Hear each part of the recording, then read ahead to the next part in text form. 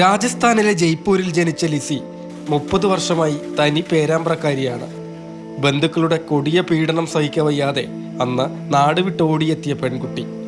Acid ആക്രമണത്തെയും അതിജീവിച്ചവൾ. ഞങ്ങളെ നാട്ടിലെ പ്രമാണിമാരാണ് ഇവർ. ഞങ്ങളെ കുടുംബക്കാർ തീർത്തു. അപ്പം ഇവർ ചൊൽപ്പടിയിൽ നമ്മൾ നിൽക്കണം. ഇല്ലെങ്കിൽ അവിടെ വലിയ വലിയ പൈസക്കാരുടെ വീട്ടിലാണ് ഇങ്ങനെ നടക്കുന്നത്. പാവപ്പെട്ടവരുടെ വീട്ടിലൊന്നും ഇങ്ങനെയില്ല. അപ്പോൾ പട്ടേൽ കുടുംബമായ കാരണം അന്യജാതി, വേറെ ജാതി അവരൊപ്പരം ചേർന്ന് വരാറ്. അന്നേരം നമുക്ക് അടി കിട്ടും, ചീത്ത പറയും, വടി കൊണ്ടടിക്കും. ഇങ്ങനെയുള്ള പീഡനങ്ങളൊക്കെ ഉണ്ടായിരുന്നു. അങ്ങനെയാണ് എൻ്റെ കഴുത്തിൽ ആസിഡ് ഒഴിച്ച് കൊല്ലിപ്പിച്ചത്. സ്വത്തിന് വേണ്ടിയിട്ടാണ് ഇത് ചെയ്തത്.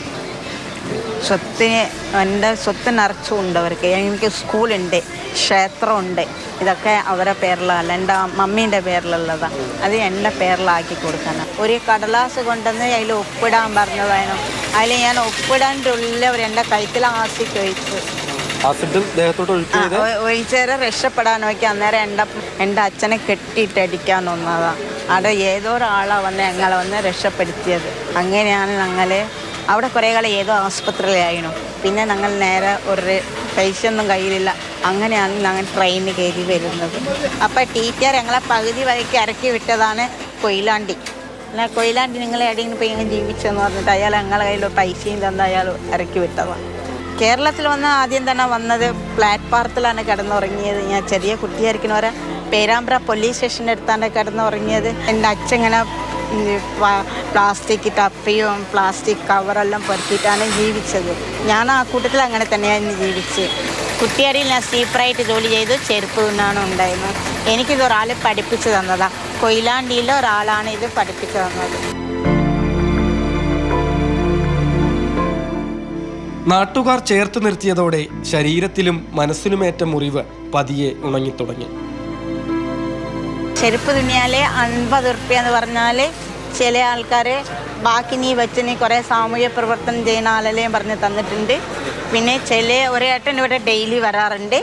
അയാൾ പറയും എപ്പോഴും പേര് പറയരുത് കേട്ടോ എന്നറിയും. ഡെയിലി ഇടയ്ക്ക് എന്നെ കാണുമ്പോൾ 500 ഉറുപ്പ്യ തരും, ചായ കുടിക്കാൻ പൈസ തരും. ആ വീട് നിർമ്മിച്ചു തന്നൊക്കെ സന്തോഷമാണ്. എന്തായാലും ഇപ്പം വളരെ സന്തോഷമാണ്. ഇപ്പോൾ കേരളം വിട്ടിട്ട് എവിടെ പോവാനൊന്നും മനസ്സൊന്നുമില്ല.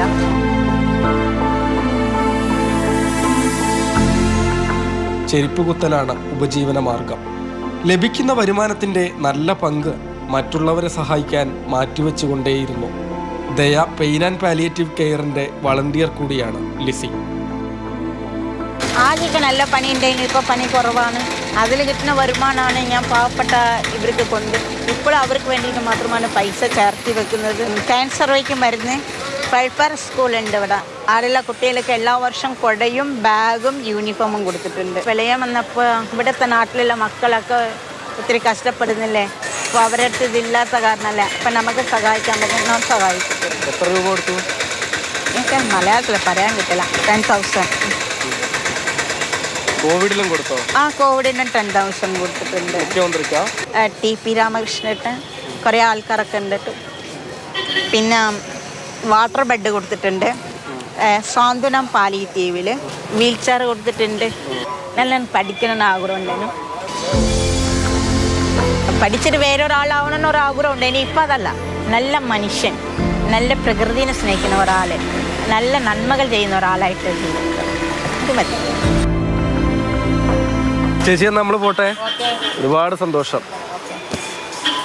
ലിസി ചേച്ചി ഒരുപാട് അതിക്രമങ്ങളെ അതിജീവിച്ച ആളാണ്. നമുക്കൊക്കെ മാതൃകയുമാണ്. ശുചിൻ നരിപ്പറ്റയോടൊപ്പം രാഹുൽ KV, മാതൃഭൂമി ന്യൂസ്, കോഴിക്കോട്.